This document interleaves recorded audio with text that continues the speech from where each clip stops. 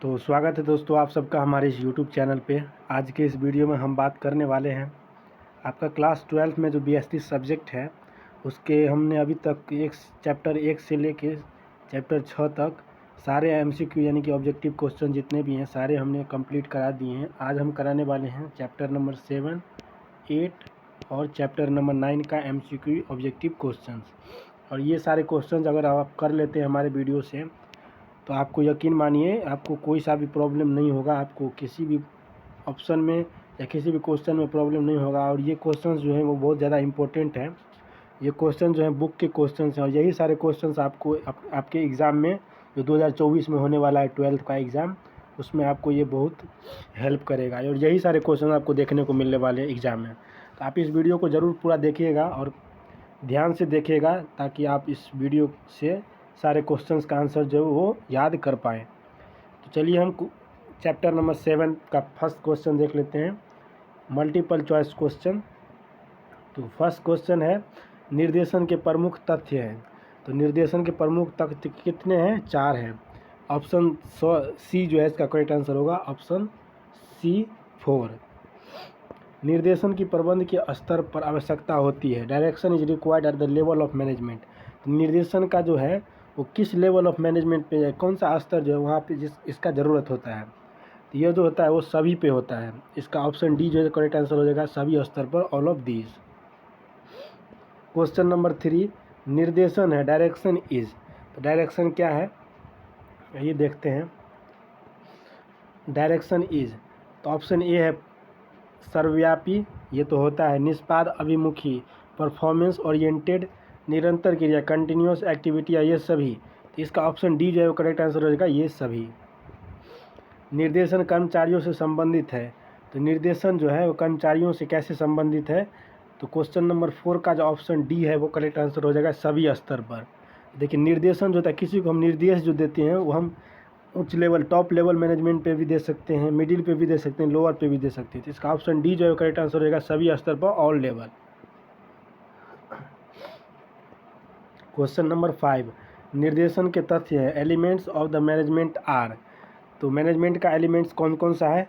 पर्यवेक्षण, लीडरशिप, अभिप्रेरण। तो ये तीनों हो जाएगा, ये सब जो है वो मैनेजमेंट का ही मतलब ये पार्ट है। तो ऑप्शन बी जो इसका करेक्ट आंसर हो जाएगा ऑल, यानी कि सभी। क्वेश्चन नंबर 6 निर्देशन है। तो निर्देशन क्या है? डायरेक्शन इज अनिवार्य, आवश्यक, अनावश्यक या समय की बर्बादी। तो क्वेश्चन नंबर 6 का जो आंसर ए है वो करेक्ट आंसर हो जाएगा अनिवार्य। देखिए हम किसी को निर्देश देंगे वो अनिवार्य है, वो देना ही पड़ेगा तब तो हमारा कार्य करेगा कोई। तो निर्देशन क्या है?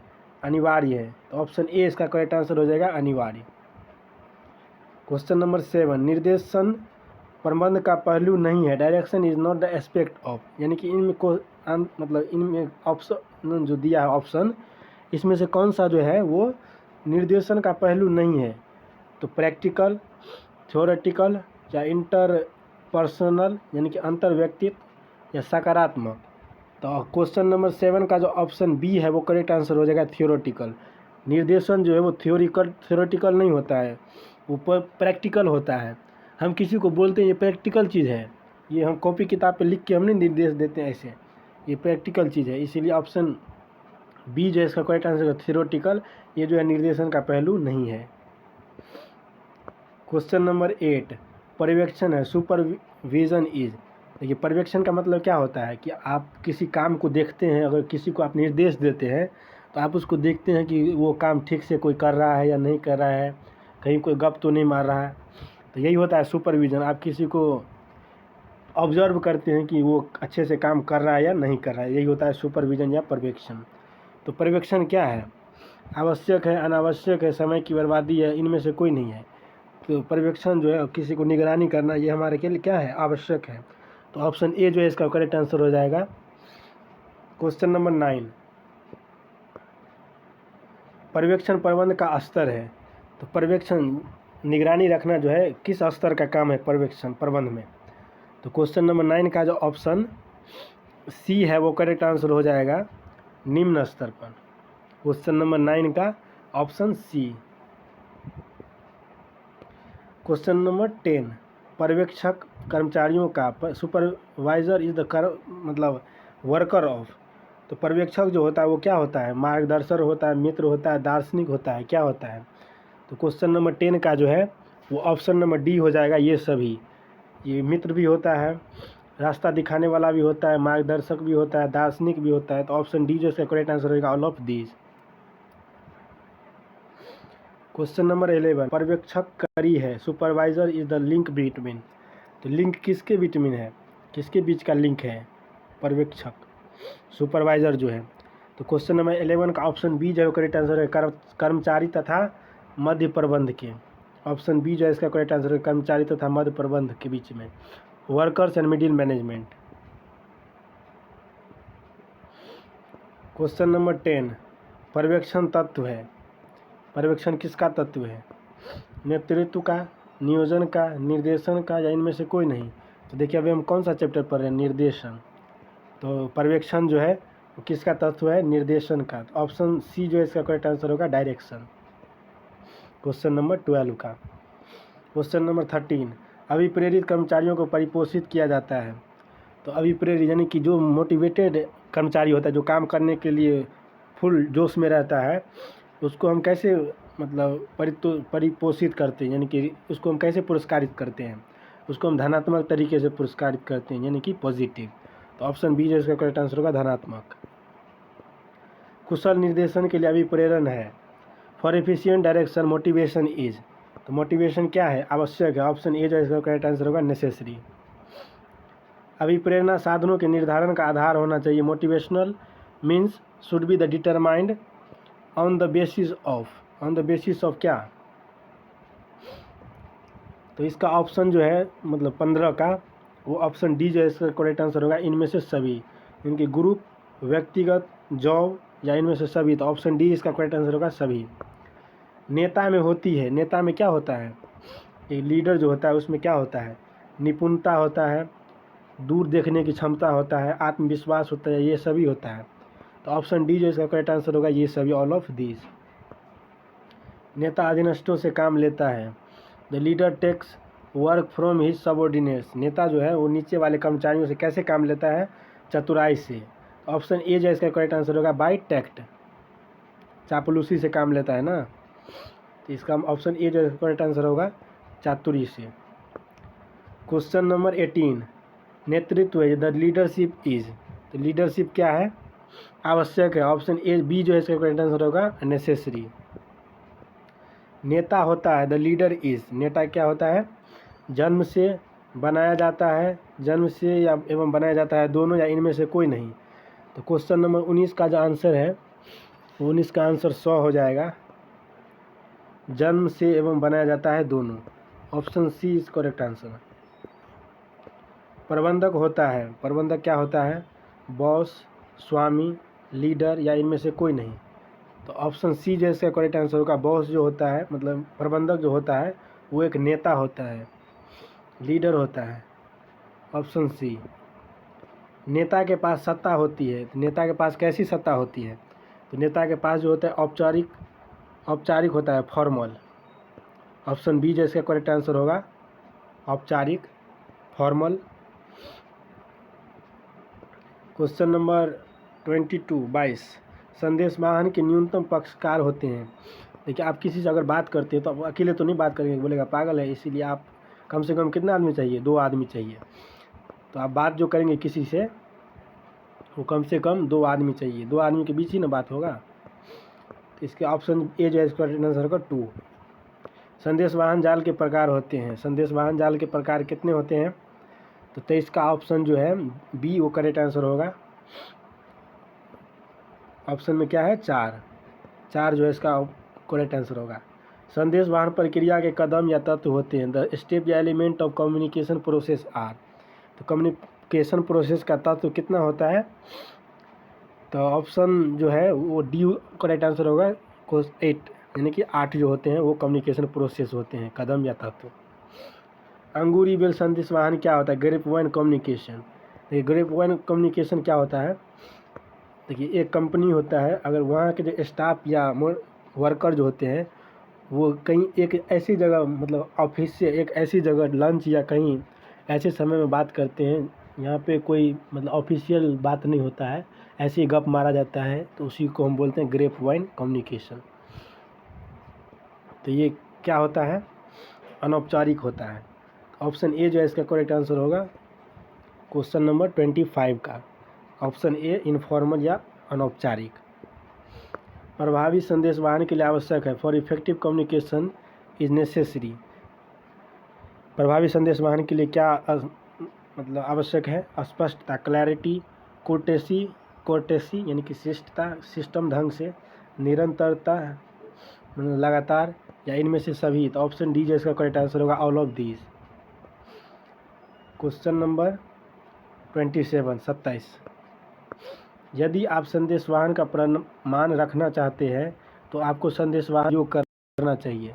देखिए, अगर आप किसी संदेशवाहन यानी कम्युनिकेशन को प्रमाण रखना चाहते हैं, लिखित या मौखिक, तो आपका कम्युनिकेशन कैसा होना चाहिए।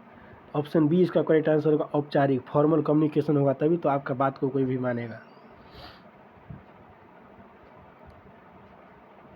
ये क्वेश्चन नंबर 28 पे, क्वेश्चन नंबर 28 प्रभावी संदेशवाहन में बाधा है, बैरियर इन इफेक्टिव कम्युनिकेशन।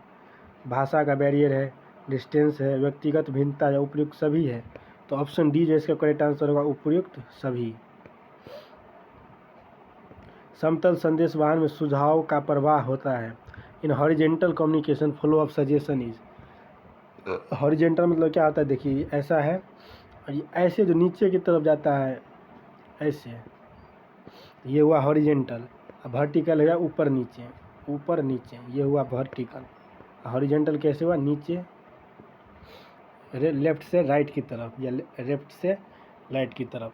तो क्या होता है, समतल संदेशवाहन में झुकाव का प्रभाव होता है। In horizontal communication flow of suggestion is. तो क्या होता है, समतल की ओर, देखिए ये समतल ही होता है ना, प्लेन ऐसे, तो ये समतल की ओर होता है। तो ऑप्शन सी जो है इसका करेक्ट आंसर हो जाएगा समतल की ओर। संदेशवाहन के प्रकार हैं, कम्युनिकेशन कितने तरीके से किया जाता है, लिखित, मौखिक, औपचारिक या अनौपचारिक या इनमें से सभी। तो ऑप्शन डी जो इसका करेक्ट आंसर हो जाएगा इनमें से सभी। क्वेश्चन नंबर 30 ऑप्शन डी जो इसका करेक्ट आंसर होगा ऑल ऑफ दी यानी इनमें से सभी। प्रभावी संदेशवाहन में भाषा का प्रयोग नहीं होना चाहिए। देखिए, आप इफेक्टिव कम्युनिकेशन जो होता है उसमें कैसा भाषा नहीं होना चाहिए, असभ्य भाषा या अस्पष्ट भाषा नहीं होना चाहिए, बिल्कुल साफ़ सुथरा होना चाहिए, शालीन प्रभावी होना चाहिए। लेकिन इसमें क्या पूछ रहा है, नहीं होना चाहिए, तो अस्पष्ट नहीं होना चाहिए, एम्बिगुअस नहीं होना चाहिए। तो ऑप्शन सी जो इसका करेक्ट आंसर होगा।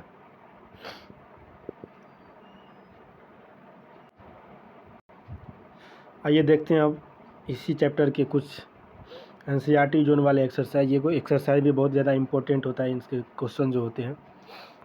चलिए क्वेश्चन नंबर 1 पे चलते हैं। क्वेश्चन नंबर 1 है, निम्न में से कौन सा निर्देशन का तथ्य नहीं है, which of the following is not the element of direction.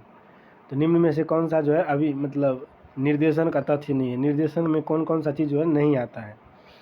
तो ऑप्शन डी जो इसका मतलब ऑप्शन सी जो इसका करेक्ट आंसर होगा डेलीगेशन, हस्तांतरण। ये किस में होता है, नियुक्तिकरण में होता है डेलीगेशन। और मोटिवेशन, कम्युनिकेशन, सुपरविजन, ये सब क्या होता है, ये सब निर्देशन का तथ्य है। लेकिन निर्देशन का तथ्य जो है डेलीगेशन, हस्तांतरण नहीं है। तो ऑप्शन सी जो इसका करेक्ट आंसर हो जाएगा। अभिप्रेरणा का सिद्धांत जो आवश्यकताओं को क्रमबद्ध करता है, किसके द्वारा प्रतिपादित किया गया था। तो ये जो किया गया था वो अब्राहम मास्लो के द्वारा। ऑप्शन सी जो है इसका करेक्ट आंसर हो जाएगा अब्राहम मास्लो। निम्न में से कौन सा वित्तीय प्रोत्साहन है, which of the following is a financial incentive. तो इनमें से जो है वित्तीय प्रोत्साहन क्या है, यानी साल में जो हम वेतन के अलावा जो कुछ पैसे देते हैं, इंसेंटिव, जिसको हम बोनस भी बोलते हैं, इनमें से कौन सा है। तो 3 का ऑप्शन बी जो है जो करेक्ट आंसर हो जाएगा स्टॉक इंसेंटिव। क्वेश्चन नंबर 4, निम्न में से कौन सा संप्रेषण प्रक्रिया का तथ्य नहीं है, which of the following is not an element of communication process. Communication process में कौन कौन सा चीज़ नहीं आता है। तो कम्युनिकेशन में कम्युनिकेशन थोड़ी आएगा, कम्युनिकेशन तो उसका बात ही हम कर रहे हैं। तो कम्युनिकेशन में क्या क्या आता है, डिकोडिंग आता है, चैनल आता है, रिसीवर आता है, लेकिन कम्युनिकेशन नहीं आता है। तो ऑप्शन बी जो है इसका करेक्ट आंसर होगा कम्युनिकेशन। अंगूरी लता है, ग्रेप वाइन इज। तो ग्रेप वाइन क्या होता है, अनौपचारिक संप्रेषण होता है, informal communication, informal communication. Option D जो है इसका करेक्ट आंसर होगा 5 का।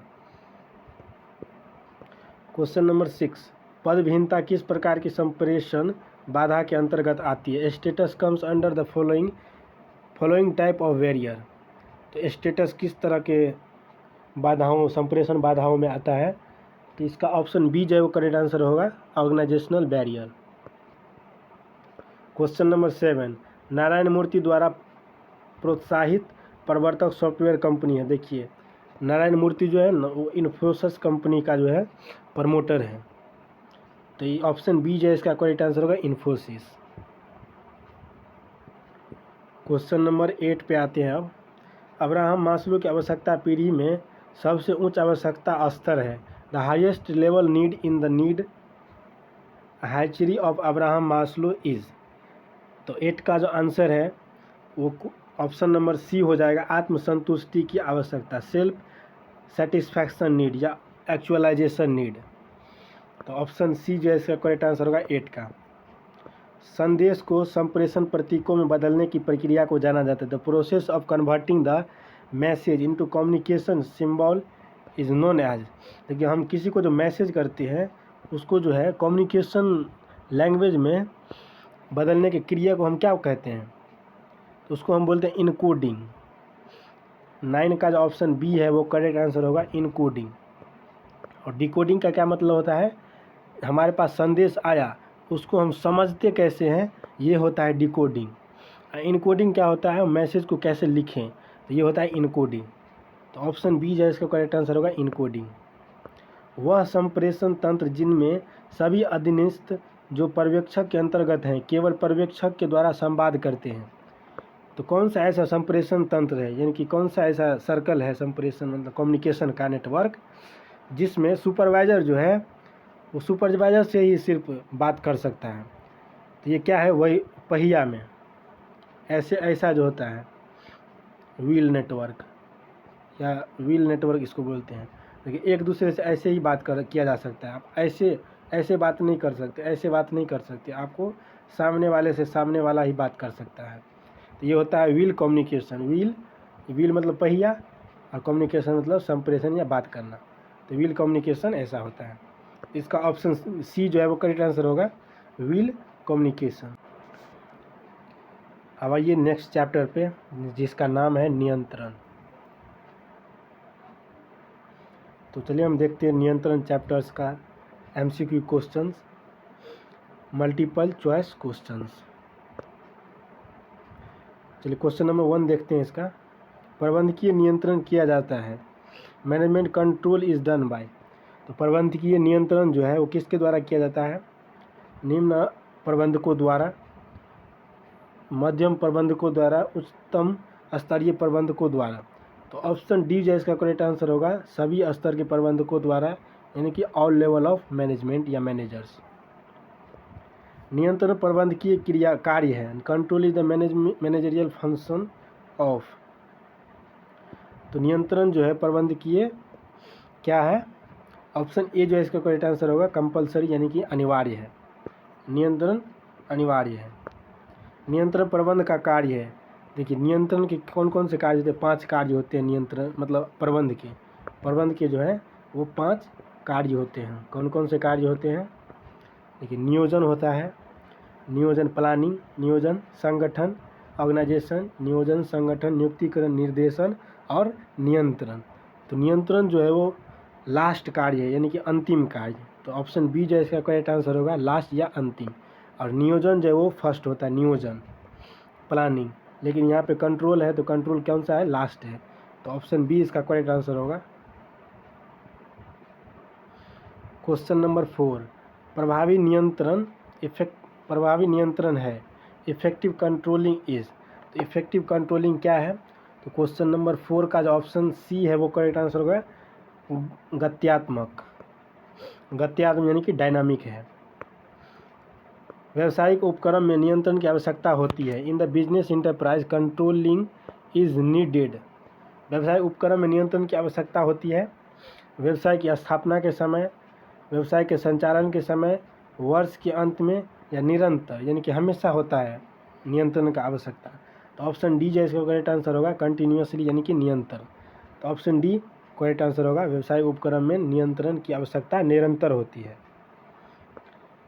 क्वेश्चन नंबर 6 नियंत्रण प्रबंध का पहलू है। Controlling is the aspect of management. तो क्वेश्चन नंबर 6 का जो आंसर है ऑप्शन नंबर बी हो जाएगा प्रैक्टिकल। नियंत्रण जो है वो प्रैक्टिकल प्रबंध का पहलू है। नियंत्रण संबंधित है। Control is related to. तो कंट्रोल किसके रिलेटेड है? नियंत्रण। तो नियंत्रण जो है वो परिणाम के रिलेटेड है। तो ऑप्शन ए जो है इसका करेक्ट आंसर होगा रिजल्ट। नियंत्रण का कर्मचारी करते हैं। By employ control is. तो कंट्रोल का मतलब कर्मचारी जो है अगर आप उस पर कंट्रोल रखेंगे तो उसका कर्मचारी जो है वो क्या करेगा? तो कर्मचारी उसका क्या करता है? विरोध करता है। विरोध। ऑप्शन ए जो है इसका करेक्ट आंसर होगा। नियंत्रण आवश्यक है। Controlling is necessary. तो कंट्रोल जो है नेसेसरी है क्या? तो इसका आंसर जो है ऑप्शन नंबर डी हो जाएगा उपयुक्त सभी के लिए। लघु उपक्रम के लिए यानी कि छोटे सामानों के लिए, मध्य श्रेणी के उपक्रम के लिए या बड़े आकार वाले उपक्रम के लिए। तो नियंत्रण जो है सभी के लिए ज़रूरी है। तो नियंत्रण का ऑप्शन डी जो है correct answer all of the above या उपयुक्त सभी। क्वेश्चन नंबर 10 नियंत्रण क्रिया है। Control is an activity. तो कंट्रोल कैसी एक्टिविटी है? महंगी है, सस्ती है या अनार्थिक है? इनमें से कोई नहीं है। तो इसका ऑप्शन ए जो है वो करेक्ट आंसर होगा महंगी है। Option A. आइए अब आते हैं एनसीईआरटी जोन वाले क्वेश्चंस पे। ये सारे क्वेश्चंस बहुत ही ज़्यादा इंपॉर्टेंट क्वेश्चंस हैं, तो आप इनको ज़रूर देखिएगा वीडियो को पूरा।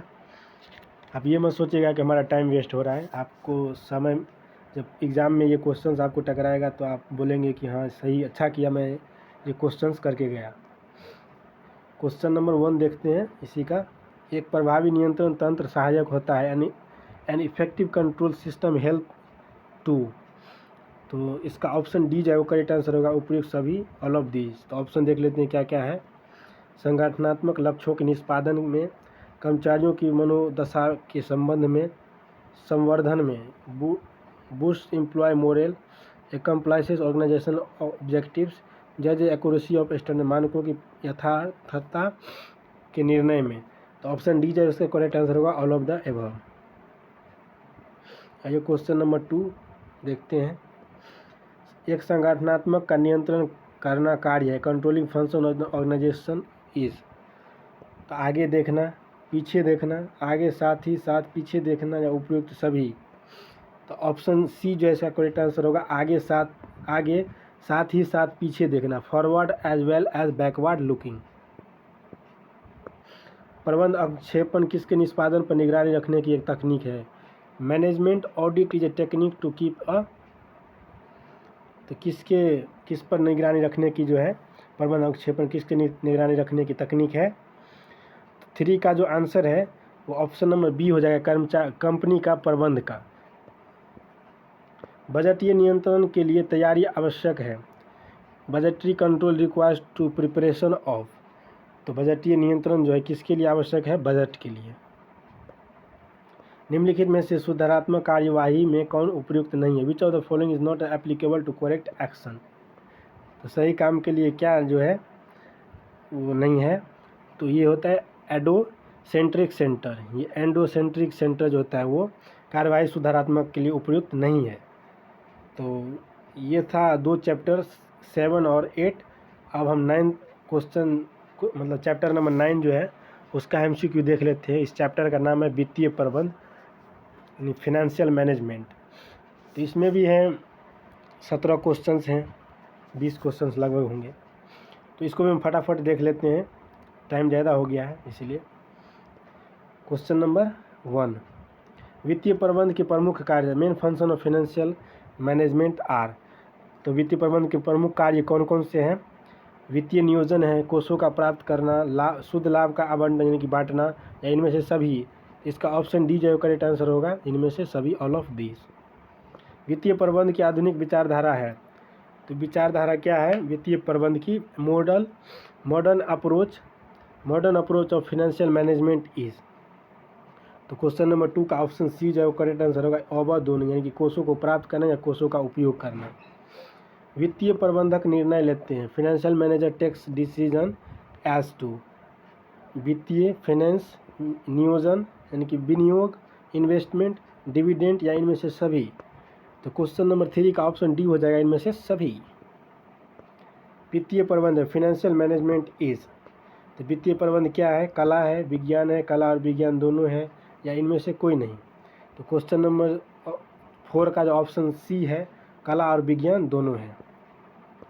वित्तीय प्रबंधन की परंपरागत विचारधारा को त्याग दिया गया था।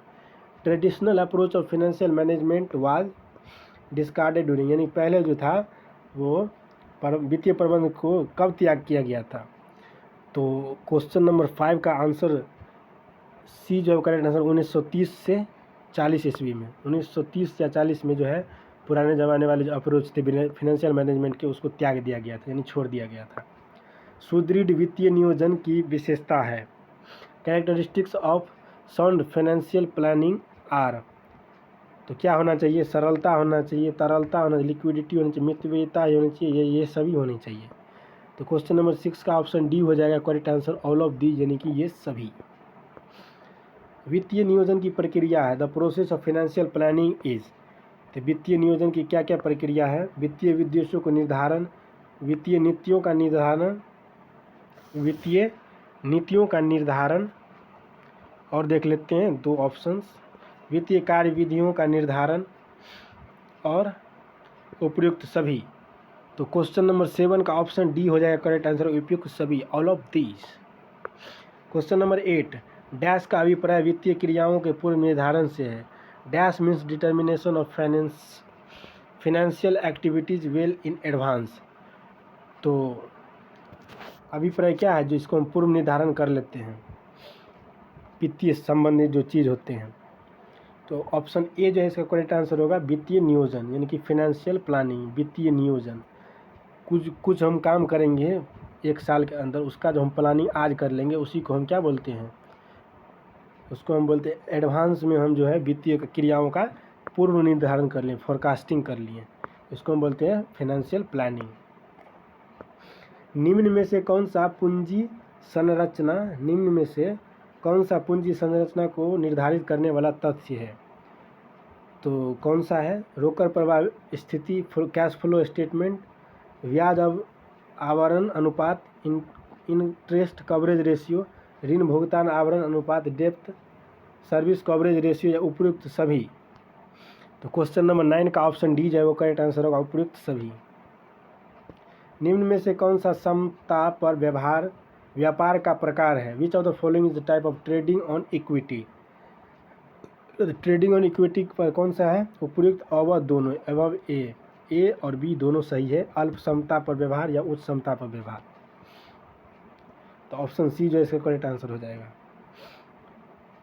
क्वेश्चन नंबर 11, पूंजी ढांचा निर्णय क्यों महत्वपूर्ण है?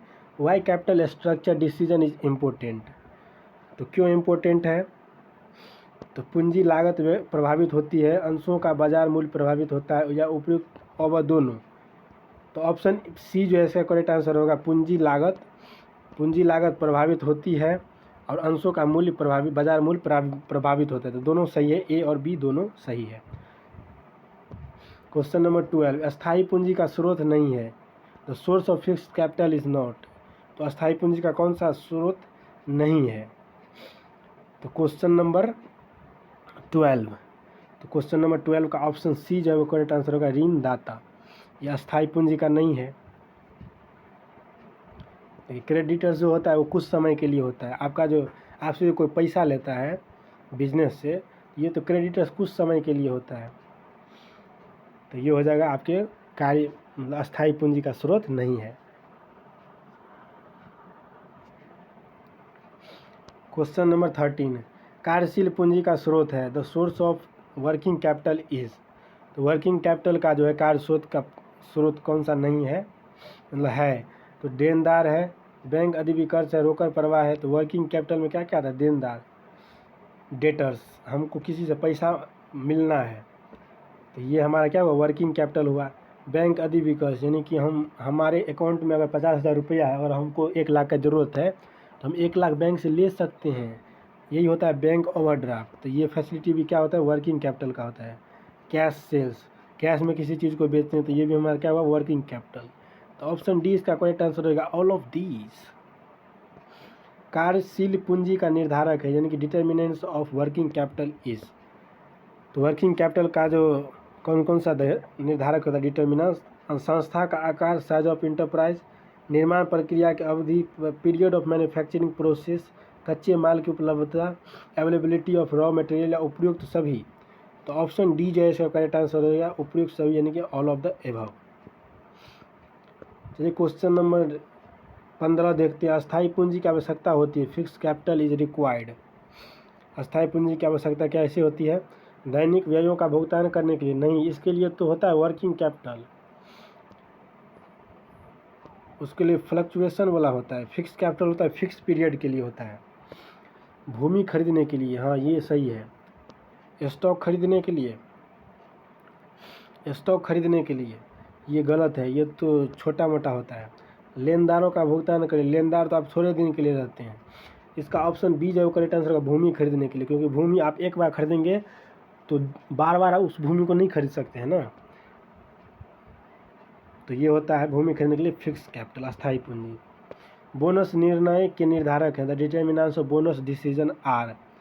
तो क्वेश्चन नंबर 16 का आंसर जो है वो क्वेश्चन नंबर 16 का ऑप्शन सी डी जो है वो करेक्ट आंसर है, इनमें से सभी, ऑल ऑफ दीज। लाभों की मात्रा, कोषों को तरलता, कंपनी की आयु, तो इनमें से सभी जो है वो बोनस का निर्णय तय करता है।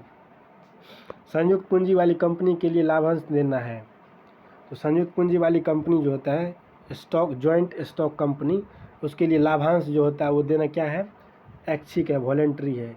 मन होगा तो देगा, नहीं मन होगा तो नहीं देगा। तो ऑप्शन ए जो है इसका करेक्ट आंसर हो जाएगा। चलिए अब आते हैं एनसीईआरटी जोन क्वेश्चंस, और ये क्वेश्चंस जो हैं लास्ट क्वेश्चंस हैं इस आज के इस वीडियो में। आगे आने वाले जो वीडियो है उसमें हम देखेंगे क्वेश्चन मतलब चैप्टर नंबर 10, 11, 12 और 13, 4 चैप्टर लास्ट ही वीडियो होगा आएगा जो सो, तो उसमें हम सारे चैप्टर्स का कवर कर देंगे। उसके बाद आपका पूरा बीएसटी का जो जितना भी क्वेश्चंस है ऑब्जेक्टिव रिलेटेड वो सारा क्वेश्चंस हमने समझो करवा दिया है। तो अगर आप इस 500 चारों वीडियो को पूरा अगर देख लेते हैं समझ के अच्छे से, तो आपको जो है एग्ज़ाम में 90+ मार्क्स आएगा। चलिए देखते हैं क्वेश्चंस बिना टाइम वेस्ट किए। वित्त का सबसे सस्ता स्रोत है, the cheapest source of finance is. ऋणदाता, डिवेंचर, समता, अंश पूंजी, इक्विटी, शेयर कैपिटल, पूर्वाधिकार अंश,